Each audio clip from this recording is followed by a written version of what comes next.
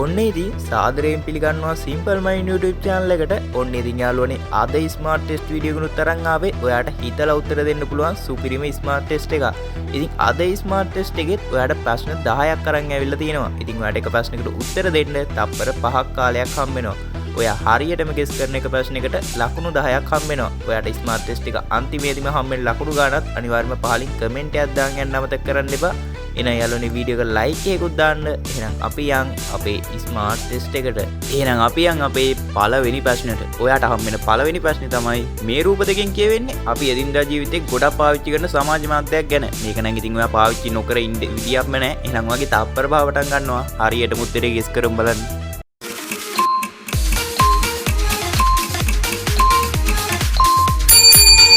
උත්තරේ තමයි Facebook. ඉතින් ඔයාලට මේක උත්තරේ ගෙස් කරගද්දී පළවෙනි එකේ මූණක රූපයක් දීලා තිබ්බා, දෙවෙනි එකේ පොතක රූපයක් දීලා තිබ්බා. අපි ඉතින් මූණට face එක කියනවනේ, දෙවෙනි එකේ පොතට book කියනවා. එතකොට ඉතින් Facebook කියලා හරියටම ගෙස් කරගන්න පුළුවන්. එහෙනම් අපි යන් අපේ දෙවෙනි ප්‍රශ්නෙට.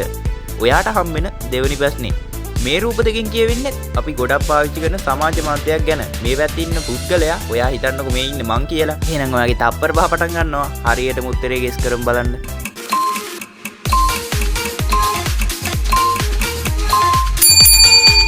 උත්තරේ තමයි YouTube. ඒක තමයි මම ඔයාලට කලින්ම කිව්වේ. එයා පැත්තේ ඉන්න පුද්ගලයා මං කියලා ගෙස් කරගන්න කියලා. එතකොට ඔයක ඔයා කියලා ගෙස් කරගත්තා නම් උත්තරේ එන්නේ YouTube කියලානේ. දැන් ඔයා සාමාන්‍යයෙන් වෙන කෙනෙක් ගැන කියද්දී අපි සාමාන්‍යයෙන් හරි You කියලානේ කියන්නේ. එතකොට ඔයාට හරියටම ගෙස් කරගන්න පුළුවන් YouTube කියලා. අද ඉතින් තියෙන්නේ මේ සමාජ මාධ්‍ය ගැන විතරද? නෑ ඉස්සරහට තමයි හොඳම ප්‍රශ්න ටික එන්නේ. එහෙනම් අපි යන් අපේ තුන්වෙනි ප්‍රශ්නෙට.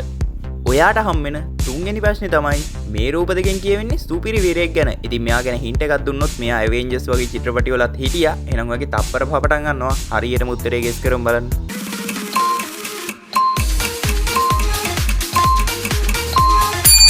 උත්තරේ තමයි Ant-Man. ඔයාට මේක උත්තරේ ගෙස් කරගද්දී පළවෙනි එකේ කූඹියෙක්ගේ රූපයක් දීලා තිබ්බා. දෙවෙනි එකේ සාමාන්‍ය මිනිස්සෙක්ගේ රූපයක් දීලා තිබ්බා. ඒතකොට අපි කූඹියට කියනවනේ Ant කියලා. දෙවෙනි එකේ මිනිස්සයාට ඉතින් Man කියනවා. ඒතකොට ඔයාට උත්තරේ ගෙස් කරගන්න පුළුවන්. හරියටම Ant-Man කියලා. ඉතින් අපේ දැන් වීඩියෝ එක බලන පොඩි යාළුවෝ ටික පහලින් කමෙන්ට් එකක් දාන්න යම් බලන්න. ඔයාලා කැමතිම සුපිරි වීරයා කවුද කියලා. එහෙනම් අපි යන් අපේ ඊළඟ ප්‍රශ්නෙට. එහෙනම් අපි යන් අපේ හතරවෙනි ප්‍රශ්නෙට. ඔයාට හම් වෙන හතරවෙනි ප්‍රශ්නේ තමයි මේ රූප දෙකෙන් කියවෙන්නේ සතෙකුගේ නම. මෙයා ගැන හින්ට් එකක් දුන්නොත් මෙයා උග්‍ර විෂ සහිත සර්පයෙක්. එහෙනම් ඔයාගේ තප්පර පහ පටන් ගන්නවා. හරියටම උත්තරේ ගෙස් කරමු බලන්න.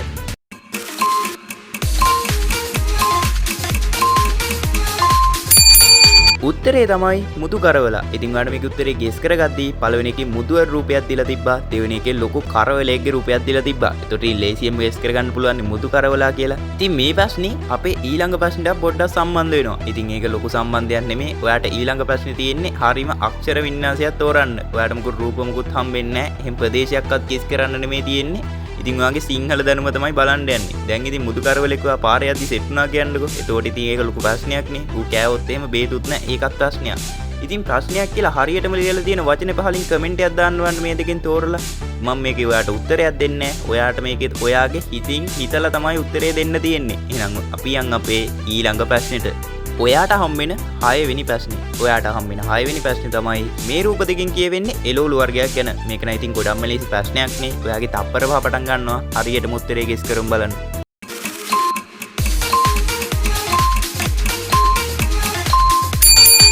උත්තරේ තමයි කතුරු මුරුංගා. ඔයාට ඒක නම් ඉතින් උත්තරේ ගෙස් කරගද්දී පළවෙනි එකේ කතුරක රූපයක් දීලා තිබ්බා.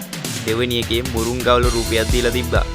මේක නම් ඉතින් ගොඩක්ම ලේසි ප්‍රශ්නයක් නේ. මං හිතනවා හැමෝම හරියටම ගෙස් කරන්න ඇති කියලා. එහෙනම් අපි යන් යාළුවනේ අපේ ඊළඟ ප්‍රශ්නෙට.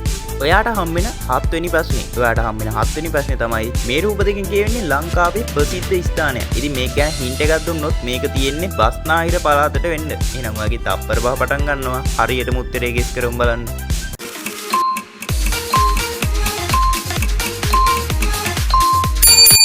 උත්තරේ තමයි නෙළුම් පොකුණ. ඉතින් මේක ඔයාට උත්තරේ ගෙස් කරගද්දී පළවෙනි එකේ නෙළුම් මලක රූපයක් දීලා තිබ්බා. දෙවෙනි එකේ පොකුණක රූපයක් දීලා තිබ්බා. ඉතින් මේක උත්තරේ ගෙස් කරද්දී දිස්ත්‍රික්ක විදියට කොළඹ දෙන්න බෑ. එහෙම කියලා දැන් කාට හරි හිතෙන්න පුළුවන් නේ. ඉතින් එහෙම දුන්නොත් එහෙම ප්‍රශ්නේ ගොඩක්ම ලේසි වෙනවනේ. ඒකයි බස්නාහිර පළාතට අයත් කිව්වේ. එහෙනම් අපි යන් අපේ 8 වෙනි ප්‍රශ්නෙට. ඔයාට හම් වෙන 8 වෙනි ප්‍රශ්නේ. ඔයාට හම් වෙන 8 වෙනි ප්‍රශ්නේ තමයි මේ රූප දෙකෙන් කියවෙන්නේ ජලාශයක නම. ඉතින් මේක ගැන හින්ට් එකක් දුන්නොත් මේක තියෙන්නේ මහනුවර දිස්ත්‍රික්කයට වෙන්න. එහෙනම් ඔයාගේ තප්පර පහ පටන් ගන්නවා. හරියටම උත්තරේ ගෙස් කරමු බලන්න.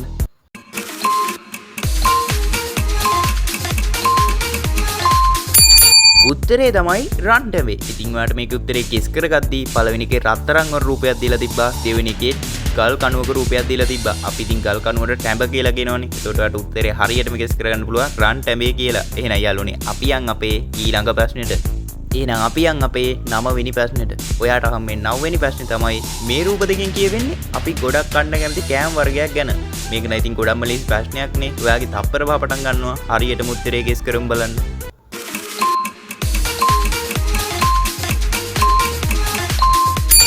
උත්තරේ තමයි මාළු බනිස්. ඔයාට මේක උත්තරේ ගෙස් කරගද්දී පළවෙනි එකේ මාළුන්ගේ රූපයක් දීලා තිබ්බා. දෙවෙනි එකේ බනිස් කෙඩියක රූපයක් දීලා තිබ්බා. ඉතින් යාළුවනේ මම ඔයාගෙන් පොඩි ප්‍රශ්නයක් අහන්නද? ඔයා කන්න කැමතිම බනිස් జాතිය පහලින් කමෙන්ට් එකක් දාන්න යම් බලන්න එහෙනම්. එහෙනම් අපි යන් අපේ ඊළඟ ප්‍රශ්නෙට.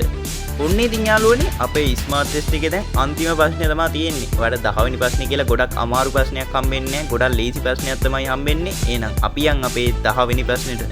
ඔයාට හම්බෙන්නේ 10 වෙනි ප්‍රශ්නේ තමයි මේ රූප දෙකෙන් කියවෙන්නේ ලංකාවේ ප්‍රසිද්ධම දේවාලයක් ගැන. ඉතින් ඔයාට මේක ගැන හින්ට් එකක් දුන්නොත් මේක තියෙන්නේ ගාල්ල දිස්ත්‍රික්කෙට වෙන්න. එහෙනම් ඔයාගේ තප්පර බහ පටන් ගන්නවා. හරියටම උත්තරේ ගෙස් කරමු බලන්න.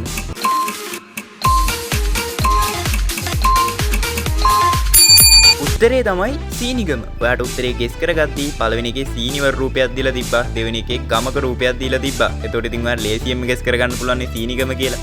මං ඉතින් අහන්නේ දැන් මේක හරියටම ඔයා ගෙස් කරන්නේ නැද්ද කියලා. ඔයා ගෙස් කරත් වැඩේ, ගෙස් කරේ නැතුණත් වැඩේ. දන්නවනේ ඉතින් සීනිගම කිව්වහම ඒ කතාව වලින් වැඩක් නැහැ. ඔන්න ඉතින් අපේ ස්මාර්ට් ටෙස්ට් එකේ ප්‍රශ්න 10 නම් ඉවරයි. දැන් ඉතින් ඔයා දන්නවනේ ඔයා හරියටම ප්‍රශ්න කීයකට උත්තර ගෙස් කරාද කියලා. ඒකට හරියෙන් ලකුණු ගන්නත් අනිවාර්යයෙන්ම පහලින් කමෙන්ට් එකක් දාන්න යන්න මතක කරන්න එපා. ඉතින් යාළුවනේ අද වීඩියෝ එක හොඳනම් අනිවාර්යයෙන්ම වීඩියෝ එක ලයික් එකකුත් දාන්න. මේ වගේ වීඩියෝ අධිකටම බලන්න කැමති නම් අපේ Simple Mind YouTube channel එකත් අනිවාර්යයෙන්ම subscribe කරන් යන්න. එහෙනම් යාළුවනේ මේ වගේ අලුත් ස්මාර්ට් ටෙස්ට් වීඩියෝ එකකින් ඉක්මනටම සෙට් වෙමු.